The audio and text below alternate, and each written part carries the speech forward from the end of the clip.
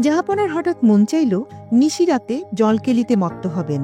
সামন্ত আর পাইক পেয়াদারা মিলে সেই আয়োজন করে দিলেন। জাহাপনার ইচ্ছে পূরণে রাজমহলেই বানিয়ে দিলেন জলাধার, সঙ্গে জলসাঘর। এটি কোনো পৌরাণিক কাহিনী নয়, রাষ্ট্রপতির কার্যালয় বঙ্গভবনে ঘটেছে এমন ঘটনা।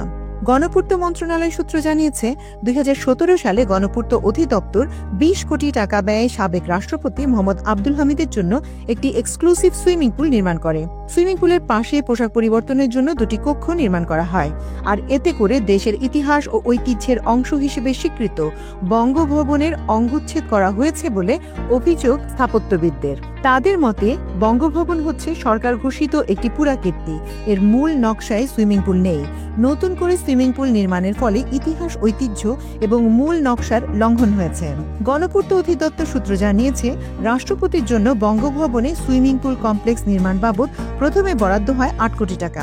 পরে বঙ্গভবনের চাহিদা অনুযায়ী অর্থ বরাদ্দের পরিমাণ বাড়িয়ে 20 কোটি টাকা ব্যয় করা হয়। সুইমিং পুল নির্মাণে বিপুল অর্থ ব্যয়ের স্বচ্ছতা নিয়ে প্রশ্ন রয়েছে বঙ্গভবনের হিসাব বিভাগেরও। সরেজমিনে দেখা গেছে, বঙ্গভবনে রাষ্ট্রপতির কার্যালয় ও দরবার হলের পর রাষ্ট্রপতির পরিবারের আবাসনের পেছনের অংশের পূর্ব পাশে সুইমিং পুল নির্মাণ করা হয়েছে। পাশে পোশাক পরিবর্তনের কক্ষ ও বারবিকিউ পার্টি করার সব ধরনের আয়োজনও রয়েছে সেখানে। বঙ্গভবনে কর্মরত একজন কর্মচারী আমার দেশকে জানিয়েছেন, এখানে আগে বাগান ছিল। এই বাগানটি বিভিন্ন প্রজাতির গাছগাছালিতে ভরা ছিল। আমরা এটিকে নিয়মিত পরিচর্যা করতাম। সুইমিং পুল করার পর আমরা আর ওখানে যেতে পারিনি। সেটি রক্ষণাবেক্ষণের জন্য আলাদা লোক রয়েছে। বঙ্গভবনের হিসাব বিভাগের একজন কর্মকর্তা আমার দেশকে জানিয়েছেন, রাষ্ট্রপতির কার্যালয়ের জনবিভাগের সচিব সম্পদ বড়ুয়া বিশেষ তদারকিতে সুইমিং পুল নির্মাণ ব্যয় দ্বিগুণেরও বেশি করা হয়েছে। তার পরিকল্পনা অনুযায়ী আব্দুল হামিদ পরিবারের বিনোদনের জন্য বঙ্গভবনের মূল ভবনের পেছনে রাতযাপনের কক্ষ সহ সুইমিং পুল কমপ্লেক্স নির্মাণের প্রকল্প নেওয়া হয়। প্রকল্পের ব্যয় প্রথমে 8 কোটি টাকা ধরা হলেও পরে তা বাড়িয়ে প্রায় 20 কোটি টাকা করা হয়। বঙ্গভবনে সুইমিং পুল কমপ্লেক্স নির্মাণের বিষয়টি পুরোপুরি দেখভাল করেছেন গণপূর্ত অধিদপ্তরের উপবিভাগীয় প্রকৌশলী মেহেদী রায়হান নাদিম।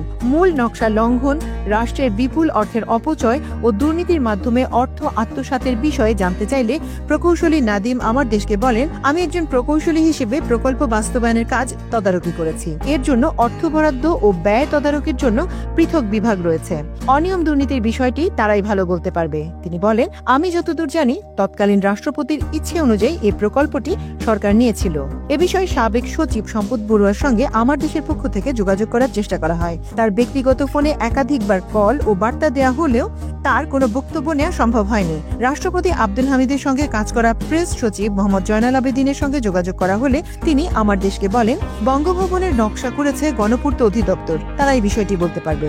বাংলাদেশের ইতিহাসে সবচেয়ে দীর্ঘ সময় 2013 থেকে 2023 সাল পর্যন্ত আওয়ামী লীগের শাসনামলে টানা 2 মেয়াদে 10 বছর এবং 2013 সালের আগে সাবেক রাষ্ট্রপতি জিল্লুর রহমান অসুস্থ থাকাকালীন ও তার মৃত্যুর পর কিছুদিন সব মিলিয়ে 10 বছরের বেশি সময় রাষ্ট্রপতির দায়িত্ব পালন করেন মোহাম্মদ আব্দুল হামিদ। বঙ্গভবনের পুরনো কর্মচারীদের মনে তাকে ঘিরে অনেক স্মৃতি রয়েছে।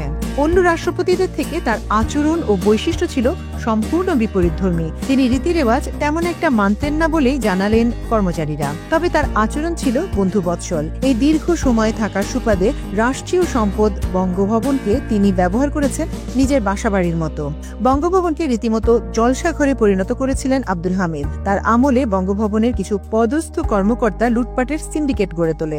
সাবেক রাষ্ট্রপতি আব্দুল হামিদের দৈনন্দিন কার্যাবলী সম্পর্কে কর্মচারীরা জানান, প্রতিদিন সন্ধ্যার পর অফিসিয়াল কার্যক্রম শুরু করতেন তিনি। সে সময় তার একান্ত ঘনিষ্ঠ কর্মকর্তা ছাড়া আর কেউ কার্যালয়ে অবস্থান করতেন না। রাত 11টার পর বঙ্গভবনের মূল কমপ্লেক্সে বসত মদের আসর। সেখানে প্রায় প্রতিদিনই ঢাকা মহানগর গোয়েন্দা পুলিশের প্রধান হারুনুর রশিদ ও তার ঘনিষ্ঠরা উপস্থিত থাকতেন।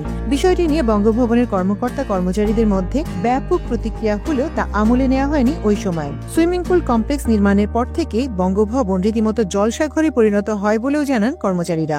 বঙ্গভবনের নকশায় পরিবর্তন এনে সুইমিং পুল নির্মাণের ঘটনা জানতে পেরে বিস্ময় প্রকাশ করেছেন স্থাপত্যবিদরা। তাদের মতে, এতে করে দেশের ইতিহাস ও ঐতিহ্যের ধারক বঙ্গভবনের অঙ্গচ্ছেদ করা হয়েছে। বঙ্গভবনের মূল নকশায় পরিবর্তন এনে সুইমিং পুল নির্মাণে বিগত আওয়ামী লীগ সরকার এই প্রকল্পের মাধ্যমে আর্থিক অনিয়মের পাশাপাশি ইতিহাস ও ঐতিহ্য ধ্বংস করেছে বলে জানান গণপূর্ত মন্ত্রণালয়ের একজন ঊর্ধ্বতন কর্মকর্তা। আমার দেশকে তিনি বলেন, বঙ্গভবন দেশের ইতিহাস ঐতিহ্যের গুরুত্বপূর্ণ অংশ। এই প্রাসাদটি প্রথমে ব্রিটিশ ভারতের ভাইসরয়ের বাসস্থান হিসেবে ব্যবহৃত হতো। 1947 সাল থেকে 1971 সাল পর্যন্ত এটি পূর্ব পাকিস্তানের গভর্নরের বাসস্থান ছিল। 1971 সাল থেকে বাংলাদেশের রাষ্ট্রপতির সরকারি বাসভবন ও কার্যালয় হিসেবে ব্যবহৃত হয়ে আসছিল। সেখানে বিধি বহির্ভূতভাবে পরিবর্তন আনা হয়েছে বলে জানান তিনি বলেন, সুইমিং পুল নির্মাণে ব্যয় হওয়া পুরো অর্থের অডিট করা এবং অনিয়ম বা অর্থ আত্মসাতের ঘটনা ঘটলে দায়ীদের বিরুদ্ধে আইনানুগ ব্যবস্থা নেওয়া জরুরি। এ বিষয়ে আন্তর্জাতিক খ্যাতিসম্পন্ন স্থাপত্যবিদ মেরিনা তাবাসসুমের সঙ্গে আমার দেশের পক্ষ থেকে যোগাযোগ করা হয়। তিনি বলেন, দেশের ইতিহাস ও ঐতিহ্যের অংশ হিসেবে যেসব স্থাপনা রয়েছে সেগুলোতে পরিবর্তন আনতে হলে যথাযথ প্রক্রিয়া অনুসরণ করতে হয়। বঙ্গভবন দেশের পুরাকীর্তি ও আর্কিওলজিক্যাল স্থাপনা, এর বিশেষ গুরুত্ব রয়েছে। এটি কোনো ব্যক্তিগত স্থাপনা নয় যে এক ব্যক্তির পছন্দ বা স্বাচ্ছন্দ্যের জন্য তার ইচ্ছেতে এটি পরিবর্তন আনা যাবে। মূল সমস্যা হচ্ছে এক ব্যক্তি রাষ্ট্রের শীর্ষ পদে অধিষ্ঠিত হয়ে দেশের সবচেয়ে গুরুত্বপূর্ণ স্থাপনাটিকে নিজের ব্যক্তিগত স্থাপনা মনে করাটা।